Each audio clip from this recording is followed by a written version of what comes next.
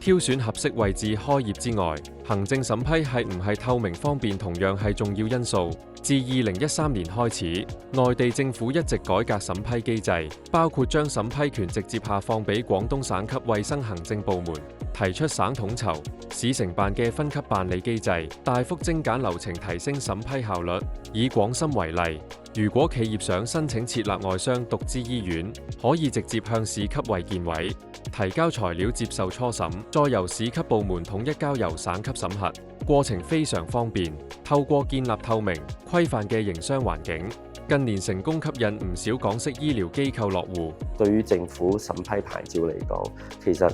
佢哋有規定嘅流程嘅咁我覺得不論係內地人、香港人，任何一間企業咧，其實從政府嚟講都係歡迎嘅尤其是係大灣區政策，而家係鼓勵，亦都容許港資獨資喺內地設立醫療機構嘅。咁呢個已經比10年前開放咗好多㗎啦。我哋集團由最初選擇去成立南沙呢間嘅互聯網醫院，到正式牌照審批落嚟，即係開始營業，大概用咗4個零5個月時間度咧。今時今日並不存在外資想做醫療申請牌照會遇到任何嘅困難點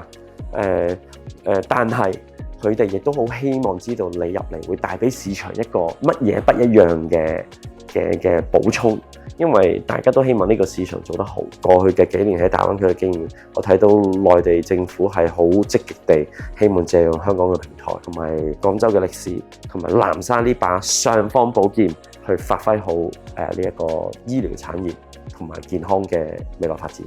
好多時，我覺得香港企業家北上最緊要敢問，通常問兩三層到咧，就會揾到一個適當嘅部門去俾到對應嘅支持你咯嚇。咁呢個都係我哋嘅親身嘅經驗。咁亦都喺講大灣區發展嘅好處對香港人係咩咧？就係廣東話都基本上可以了解完之後咧，亦都即係冇呢個世界冇完美嘅準備嘅。有陣時你就係要計好之後就要 take 嗰個leap of faith 真係要入嚟做，喺入邊就不斷咁樣去演變嚟去市場，即係唔好 over analyze。有陣時你太過分析得太耐，你就唔去做㗎啦。香港政府在大灣區融合方面，對於港資機構在內地設籍分支，會支持前期的籌備補貼。在跨境醫療人才方面，簡化了香港醫護內地執業備案流程，免試註冊，也縮短了香港醫生或內地執業資格時間等。內地政府也推出了系列有利的扶持政策，比如港澳藥械通 2.0 版，允許港資醫院自主申請新增藥械，極簡的審批通道，執業登記45個工作日完成，跨境醫保計時結算，允許香港醫生多點執業備案制等。